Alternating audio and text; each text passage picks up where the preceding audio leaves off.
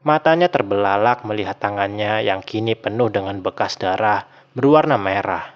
Ia bangkit mencoba membangunkan Tari yang tertidur pulas. Tari, bangun Tar. Ini ada darah. Dari siapa Tar? Tari, bangun. Kowe sopo nduk? Arep opo neng panggonku?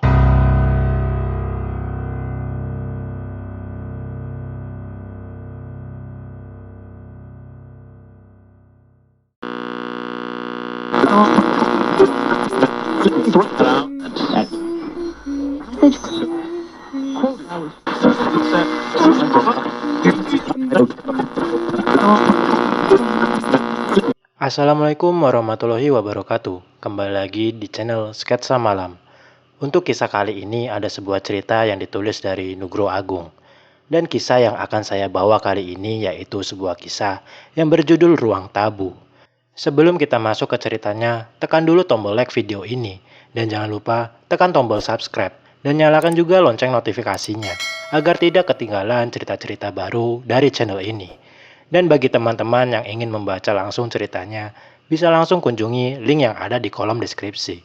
Dan jangan lupa untuk follow akun penulisnya. Bagaimana untuk kelanjutan kisahnya? Langsung saja kita simak ceritanya berikut ini.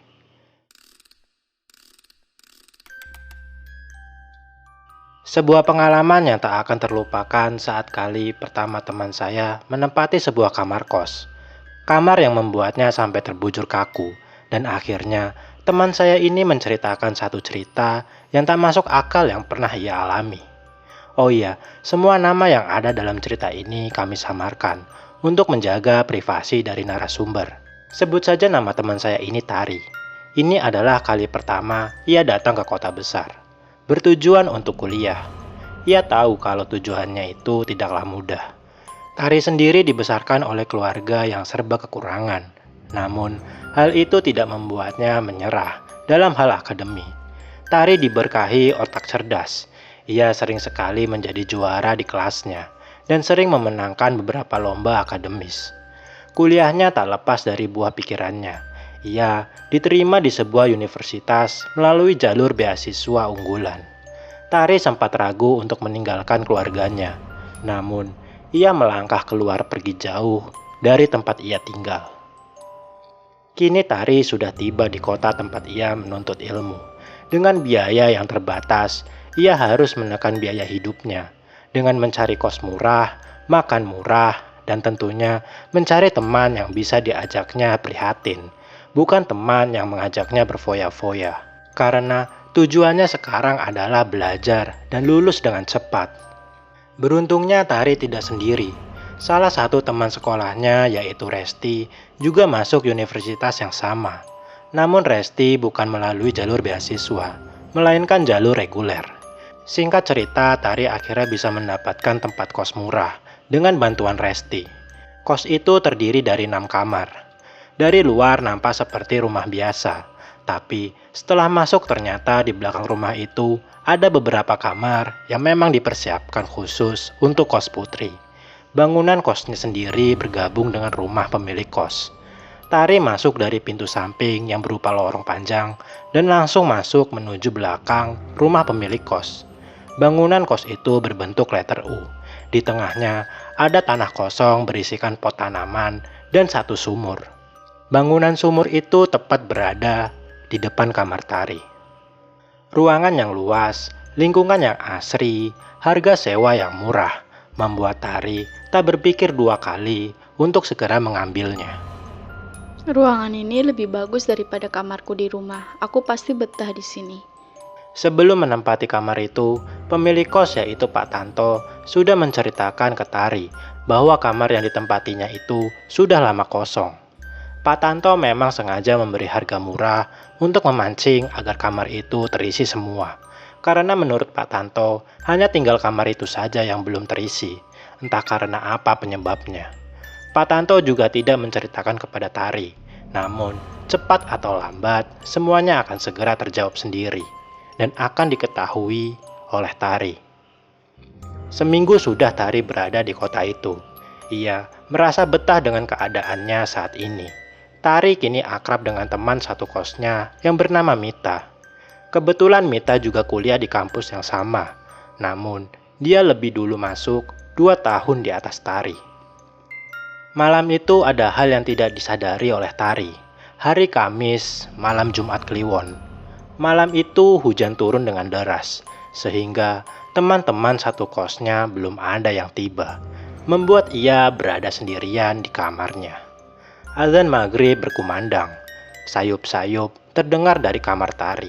Tari yang mendengar langsung keluar dari kamarnya.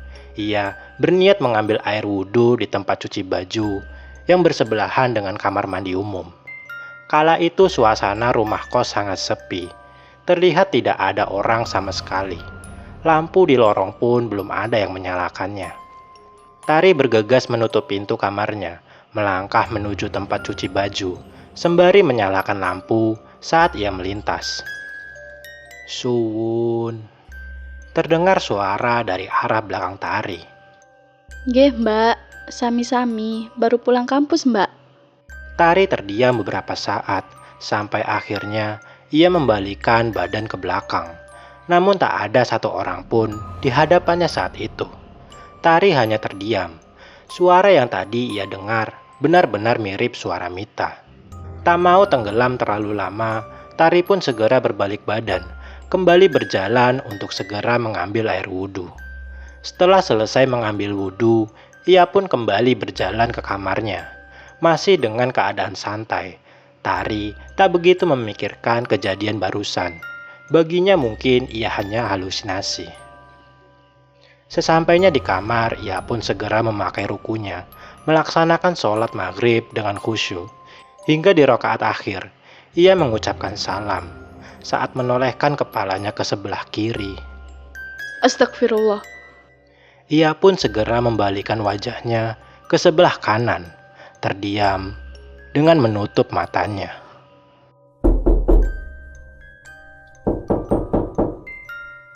Tiba-tiba suara ketukan pintu terdengar dari luar. Tari masih terdiam. Ia tidak berani memalingkan wajahnya. Rasa takut seakan menghantui pikirannya. Ada sesuatu yang mengganggunya saat ia menoleh ke sebelah kiri, arah jendela dengan tirai terbuka.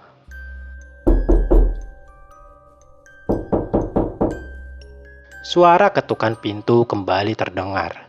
Tari masih belum punya nyali untuk memalingkan wajahnya. Siapa di luar? Tar, ini Mita. Kamu udah makan belum? Aku bawakan nasi goreng. Jawab Mita yang ternyata sudah tiba. Kini ia berdiri di depan pintu kamar Tari. Mendengar hal itu, Tari segera merapikan rukunya, melipat kembali sajadahnya, lalu keluar menemui Mita. Oh alah Mita, tak kira siapa. Maaf lama, habis maghriban tadi. No, Pori, kowe wedi yo dhewean. Tanya Mita kembali dengan nada datar. Wedi opo? Nggak ono apa-apa kok, Mit. Makasih loh udah bawain nasi goreng. Pas banget, udah ambil sendok sama piring belum? Tanya Tari yang dibalas Mita dengan gelengan kepala.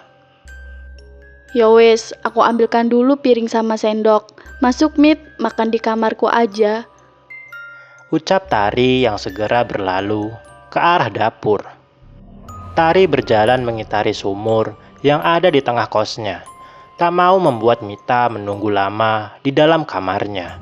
Sesegera mungkin Tari mengambil peralatan makan. Sesampainya di dapur, Tari langsung mengambil sendok dan piring. Tak lupa ia juga mengisi botol air minum yang sudah kosong. Setelah selesai, Tari bergegas kembali ke kamarnya. Ia mempercepat langkahnya. Perutnya terasa lumayan lapar. Sampai akhirnya, dari arah lorong menuju pintu keluar, ia dikagetkan oleh seseorang yang tiba-tiba melintas di depannya. Astagfirullah, kaget aku Mit. Ngapain kamu di sini? Tanya Tari penasaran. Ye, makane Tar, ndelok-ndelok nek lagi mlaku. Ngopo toh kesusu? Ucap Mita yang keheranan melihat tingkah Tari. Loh, kok malah tanya? Yuk aku ambil sendok sama piring ini loh buat makan nasi goreng. Ucap Tari dengan wajah bingung. Walah, udah beli makanan toh. Padahal tak beliin bakso ini. Kan enak hujan-hujan gini makan bakso. Mit, nggak lucu ini. Kamu itu tadi yang beli nasi goreng loh. Kok bisa-bisanya malah beli bakso lagi? Cecar Tari pada temannya. Loh, aku nggak beli nasi goreng. Aku tuh baru pulang dan bawa bakso buat makan kita kok. Opo totar? Kok nggak jelas gini? Ucap Mita yang mulai kebingungan dengan situasi saat ini. Mendengar penjelasan dari Mita, tiba-tiba tubuh Tari ambruk. Ia terduduk di lantai. Wajahnya penuh ketakutan. Ia tak tahu lagi harus berbicara apa pada Mita. Kenapa Totar? Kamu kenapa kok malah duduk di lantai? Malah nangis gini? Ada apa Tar? Ucap Mita yang kaget dengan sikap Tari. Mit, ini beneran kamu kan Mit? Bener kan? Ucap Tari sesegukan. Iya ini aku Tar. Apa Totar? Jangan bikin aku takut loh.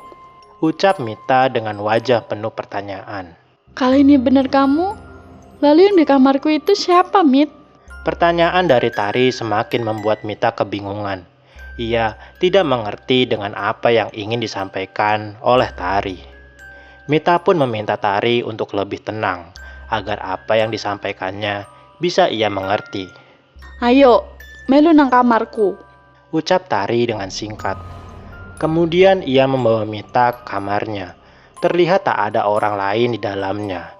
Hanya kasur dan beberapa perkakas milik Tari yang terdapat di dalamnya. Tiba-tiba angin bertiup kencang dari luar. Dinginnya seperti menampar kulit mereka. Kosong Tar, ada apa sih? Kamu kenapa sebenarnya? Mita masih belum juga mengerti dengan kondisi saat ini, dengan apa yang sebenarnya dialami oleh Tari. Kamu itu tadi udah datang ke kamar, bawa nasi goreng, makanya aku ke dapur ambil piring sama sendok.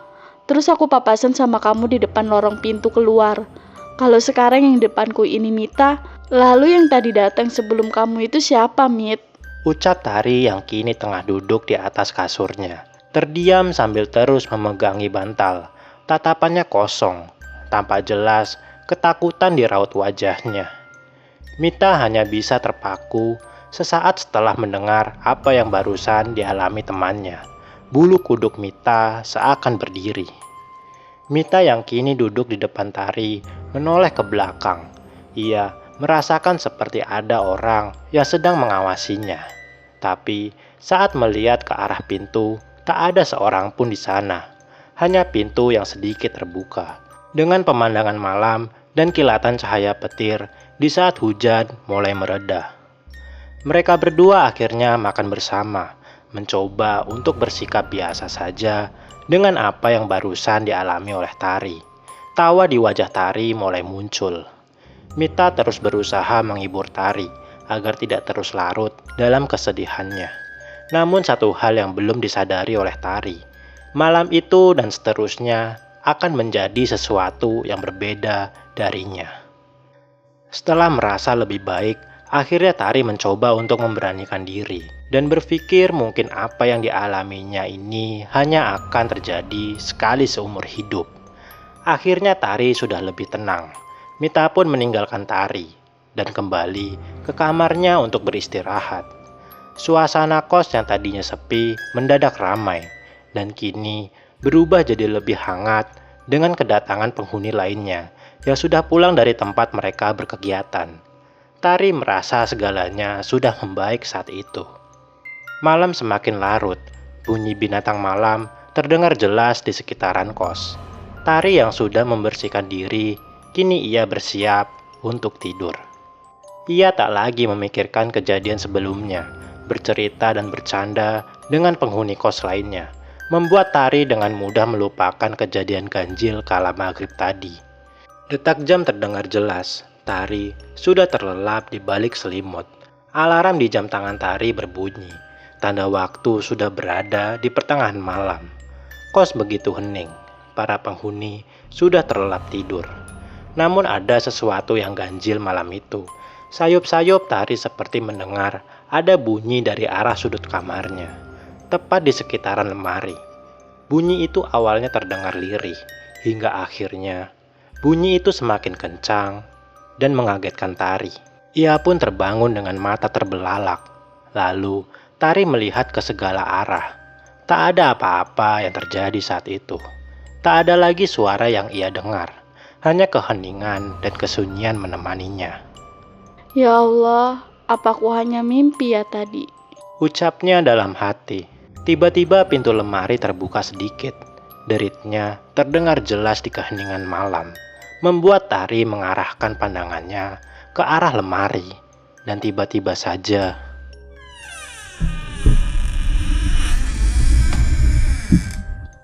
dari sela pintu yang sedikit terbuka, Tari bisa melihat dengan jelas. Ada sesuatu yang keluar dari dalam lemari, yang perlahan menunjukkan wujudnya.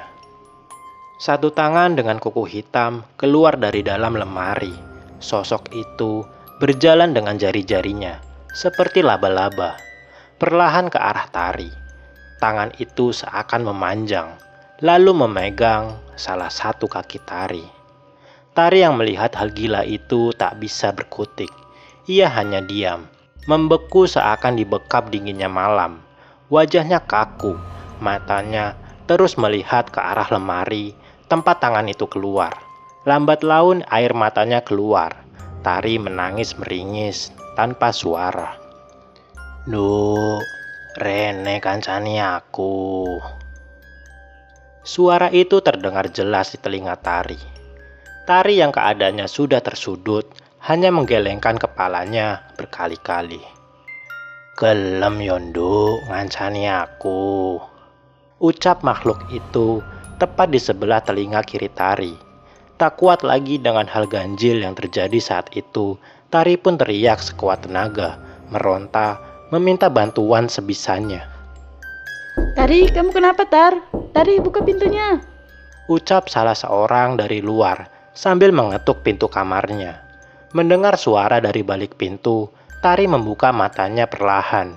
Ia tak menemukan apapun di sekitarnya. Pintu terus diketuk. Tari pun segera beranjak untuk membuka pintu. Di depan kamarnya sudah ada Mita dan 2 orang lainnya. Kenapa sih, Tar, kamu teriak-teriak malam-malam gini? Kamu kenapa? Mbak, maaf, tapi... Jawab Tari yang kebingungan. Harus dari mana ia bercerita tentang kejadian aneh yang baru saja ia alami. Iya, kenapa toh? Ada apa? Kamu lagi banyak tugas dan pikiran atau gimana sampai teriak-teriak malam-malam? Bikin kaget loh, Tar. Pungkas salah satu teman yang datang bersama Mita. Iya dong, Tar, bener. Kita kan lagi istirahat terganggu. Jangan gitu lagi lah. Ya wes, sudah malam. Ngantuk tahu. Besok aku kuliah pagi. Ucap teman yang lainnya. 2 orang di samping Mita segera bergegas pergi ke kamarnya. Tari juga melihat ada beberapa teman yang mengintip dari sela pintu yang sedikit terbuka. Mereka mencari tahu apa yang sebenarnya terjadi saat itu.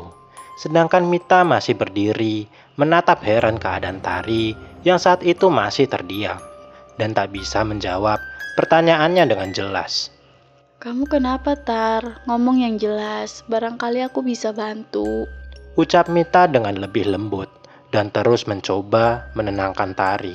Tadi, Mit, ada yang... Belum selesai menjelaskan kejadian sebenarnya, mata Tari menangkap sesuatu, seperti muncul dari dalam sumur yang ada di depan kamarnya. Sosoknya hanya terlihat setengah kepala, hanya terlihat rambut bagian atas. Sosok itu seperti ingin menampakkan diri. Hal itu membuat Tari langsung tak bisa melanjutkan perkataannya. Sekali lagi ia merasa kaku. Lalu perlahan tangan kanannya menunjuk ke arah belakang Mita. Mita yang melihat tingkah aneh Tari langsung menoleh ke belakang. Mita tak melihat apapun, hanya sumur tua yang ditutup dengan pot yang berisi tanaman hias. Weh, Tar, ngopo to kowe? Ono apa sebenarnya, Tar? Ucap Mita yang merasa kebingungan dengan sikap aneh Tari. Tiba-tiba Tari menangis. Ia langsung memeluk Mita. Tangisnya pecah. Ia mencoba menahan suaranya agar tidak mengganggu yang lainnya. Mit, Aku wedi, ana sing ganggu Mit, ana demit nang kamarku. Ucap Tari yang sambil terus memeluk Mita. Ya wis, aku tak turu kamarmu, tak kancani ya. Ucap Mita sambil terus menenangkan Tari. Setelahnya Mita masuk ke kamar Tari untuk menemaninya. Dan tak lama Tari pun nampak lebih tenang dari sebelumnya. Jam terlihat pukul 1 dini hari, sudah larut malam. Namun, kejadian tadi masih membekas di ingatan Tari. Dengan paksa, Tari terus mencoba memejamkan mata sebisanya. Pagi pun tiba, Tari terbangun dan duduk di kasurnya. Ia melihat Mita sudah tak ada di kamarnya. Mungkin ia sudah pergi ke kamarnya atau berkumpul di meja makan bersama yang lainnya. Tari lekas keluar setelah selesai merapikan tempat tidurnya. Kemudian ia langsung bergabung dengan teman satu kosan yang masih membicarakan Tari. Pagi semua. Sapa Tari pelan. Pagi Tar, sini duduk Kita semua di sini penasaran, kenapa kamu semalam teriak-teriak? Ucap Rani salah satu dari penghuni kos. Tari bergegas duduk setelah mengambil satu gelas air putih, lalu meminumnya perlahan. Semalam aku yakin itu nyata bukan mimpi. Kamar itu, di lemari ada orang, tangannya panjang sampai megang kakiku. Ucap Tari lalu menceritakan semua yang ia lihat malam itu. Semuanya yang ada di situ terdiam dan merasa heran dengan apa yang telah dialami oleh Tari semalam. Aku gak kaget, dulu pernah kayak gitu. Ucap Rani sambil terus mengunyah biskuit yang ada di depannya. Mendengar ucapan Rani, semuanya makin terdiam. Maksudnya gimana Mbak? Tanya Mita. Aku udah lama ngekos di sini. Kalian tahu alasannya kenapa kamar Tari harga sewanya murah? Ucap Rani yang dibalas dengan gelengan semua penghuni kos yang ada di meja makan. Orang yang tinggal di kamar itu selama seminggu pasti dapat kejadian aneh. Dulu juga pernah ada yang begitu, sampai akhirnya kamar itu kosong lama. Ucap Rani melanjutkan ceritanya. Lah, kenapa bisa seperti itu Mbak? Lah nggak tahu, kok tanya saya. Nggak paham aku Tar, banyakin doa aja. Lumayan kalau bisa bertahan di kamar itu, pengeluaran sewa tempat jadi lebih murah. Jawab Rani sambil cengengesan, lalu memakan biskuit yang ada di hadapannya lagi. Anu Mbak, saya juga mau tanya. Ucap Sinta, penghuni kos yang kamarnya tepat di sebelah Tari. Tanya apa Sin? Mbak, kamu suka nyanyi lagu Jawa ya? Lagu Jawa lama. Aku sering denger dari ruanganmu soalnya Mbak. Biasanya pas tengah malam Mbak. Pungkas Sinta yang dibalas dengan kerutan di dahi Tari. Aku aja nggak hafal lagu Jawa macam campur sari Sin. Apalagi lagu Jawa kuno. Yang bener kamu. Jawab Tari. Tenan Mbak, beneran aku sering denger ada suara orang nyanyi malam-malam dari kamarmu. Kecuali semalam, itu kamu teriak-teriak. Jawab Sinta, membuat semua yang berada di meja makan hening. Tak ingin meneruskan pembicaraan tersebut, Tari pun pergi ke tempat cuci pakaian. Ia berniat membilas pakaiannya yang sudah ia rendam semalam.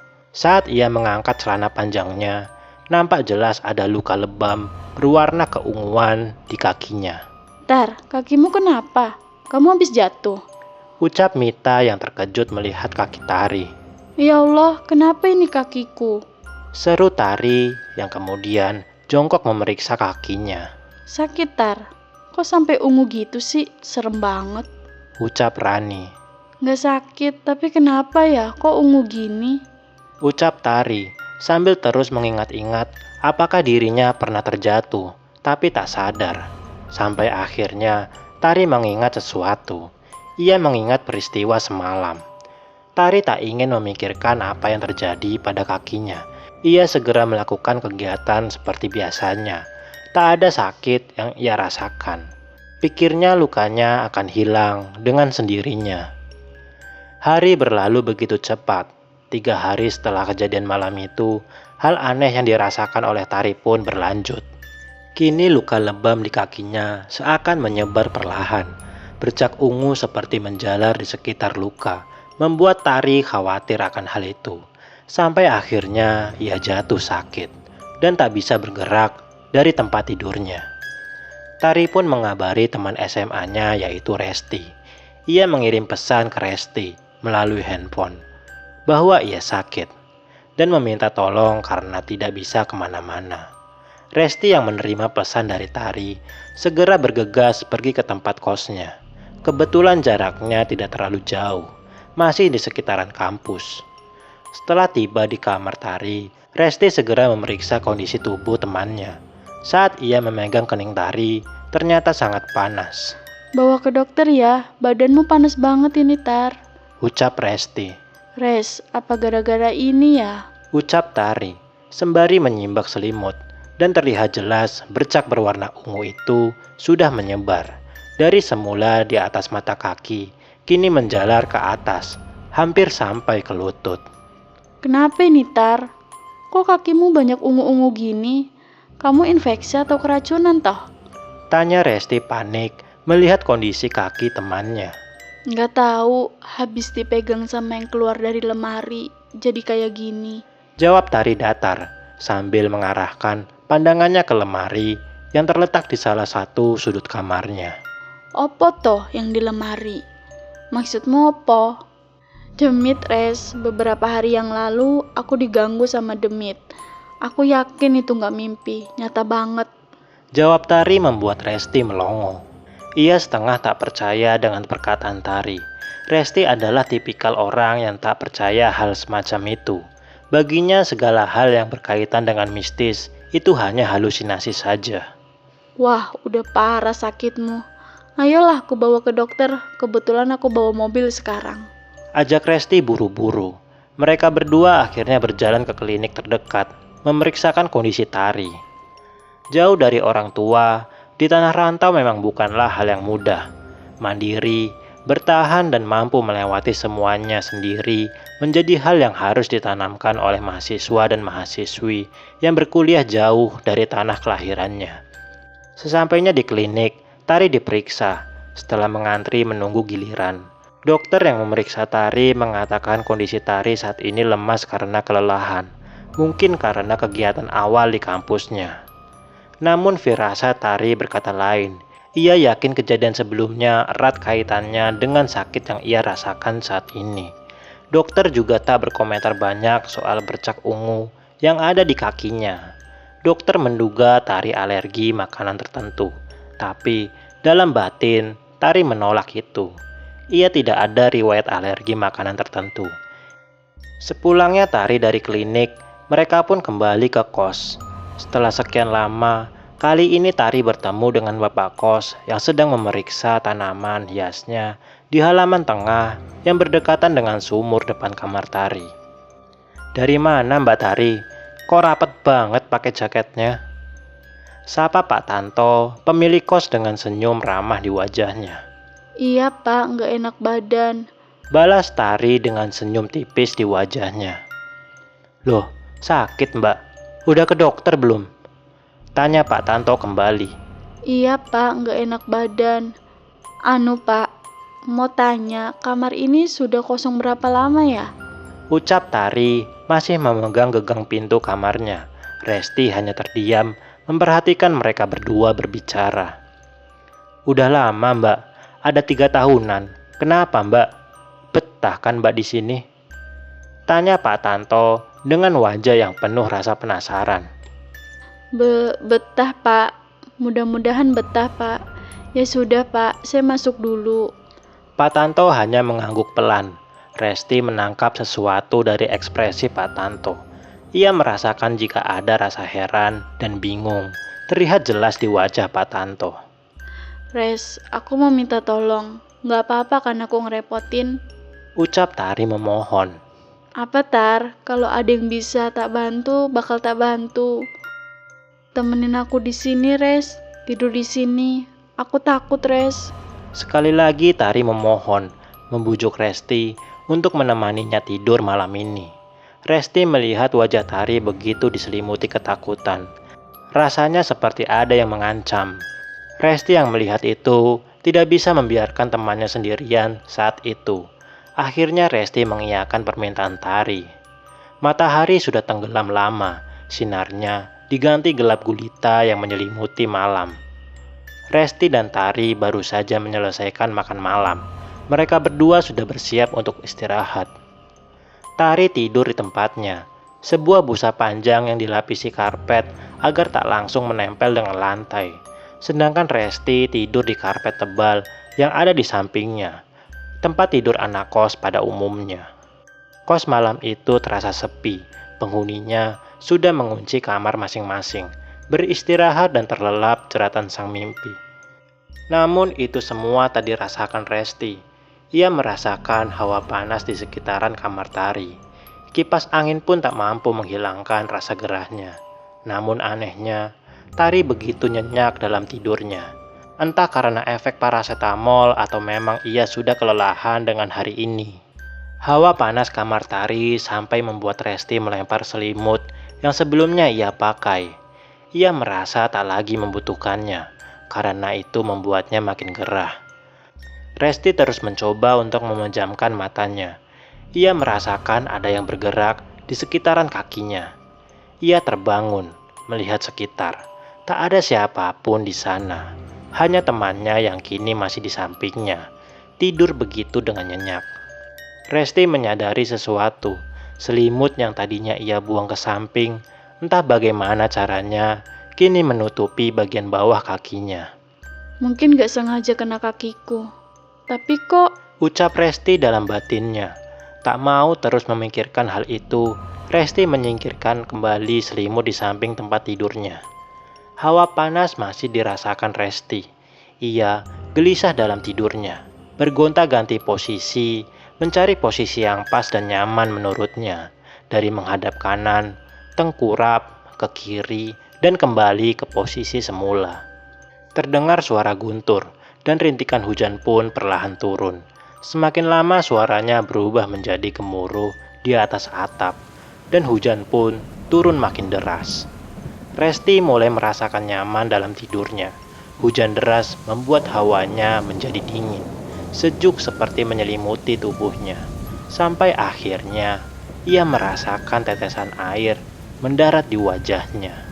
Duh Gusti, apalagi nih, bocor atapnya. Ucap Resti lirih sambil menghapus air yang jatuh di wajahnya.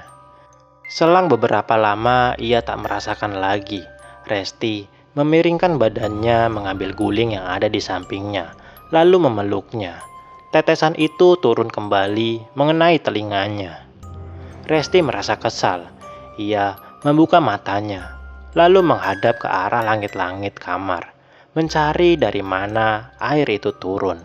Namun ia tidak menemukan. Tetesan itu kembali jatuh mengenai bagian atas matanya, membuatnya menutup mata sesaat. Sebelum akhirnya ia mengusap apa yang barusan jatuh mengenai wajahnya. Resti melihat dengan jelas apa yang ada di tangannya. Warna merah, bau anyir darah, membuatnya terbangun. Langit-langit itu terus meneteskan darah turun di sekitaran Resti. Matanya terbelalak melihat tangannya yang kini penuh dengan bekas darah berwarna merah. Ia bangkit mencoba membangunkan Tari yang tertidur pulas. Tari, bangun Tar. Ini ada darah. Dari siapa Tar? Tari, bangun. Ucapnya buru-buru yang terus menggerakkan tubuh Tari yang kaku tak bergerak. Seketika Tari pun terbangun. Bukan, lebih tepatnya tubuh Tari melayang. Resti mundur melihat kejadian aneh itu. Matanya masih terbelalak melihat tubuh temannya melayang, masih dengan posisi yang sama saat ia tertidur. Kowe sopo nduk? Arep opo neng panggonku? Terdengar suara dari arah Tari yang masih melayang. Perlahan Resti melihat tubuh Tari berubah posisi dari tertidur menjadi berdiri. Ketakutan begitu menyelimuti Resti. Ini kali pertama ia melihat keganjilan tepat di hadapannya, membuat seluruh tubuhnya bergetar. Resti berusaha mengucap apapun. Ia ingin berteriak meminta pertolongan, berharap akan ada yang mendengarnya dan segera menolongnya. Namun usahanya sia-sia. Ia sama sekali tak bisa menggerakkan bibirnya. Jane kowe iki sopo nduk? Ame ngopo awakmu rene? Suara itu terdengar lagi, tepat berasal dari arah Tari. Kini Resti melihat Tari melayang dengan posisi badan setengah berdiri. Setelah itu Resti melihat tubuh Tari layaknya dijatuhkan dari atas. Suara itu terdengar jelas. Melihat hal itu, Resti pun mundur ke belakang, tepat di depan lemari. Tiba-tiba pintu lemari terbuka. Suaranya keras, membuat Resti tersentak. Ia menoleh ke belakang. Terlihat hanya tumpukan baju yang masih tersusun rapi di lemari tua itu, yang berdiri kokoh di sudut ruangan. Pandangan Resti kembali melihat Tari. Kini, posisi Tari terbujur tak berdaya di atas tempat tidur. Amit mbah, kula mboten badhe ganggu. Ucap Resti dengan bibir bergetar. Tiba-tiba, suasana menjadi hening kembali. Lalu tepat dari belakang tubuhnya, ia merasakan ada sesuatu yang bergerak mendekat. Ujung matanya kini bisa melihat sepasang tangan dengan kuku yang hitam tepat mendarat di kedua bahunya, memegang erat tubuhnya. Resti hanya bisa terus mengatur nafasnya yang sesak. Ia menangis. Sekuat tenaga ia berteriak. Belum juga Resti berucap meminta tolong, tangan itu kini menutup mulutnya rapat-rapat. Mati-matian Resti melepaskannya. Seluruh tubuhnya ia gerakan. Kakinya terus mengejang. Kini matanya menangkap sesuatu dari arah depan. Tari terbangun. Tiba-tiba ia seperti bersenandung. Entah apa yang ia nyanyikan. Terdengar seperti tembang Jawa kuno yang bahasanya sulit dimengerti oleh Resti. Kini Tari terdiam setelah mengucapkan satu kalimat terakhir yang didengarkan oleh Resti. Among ing pati. Tiba-tiba Tari meloncat ke arah Resti, memegangi pundaknya. Kowe meh opo neng kene nduk?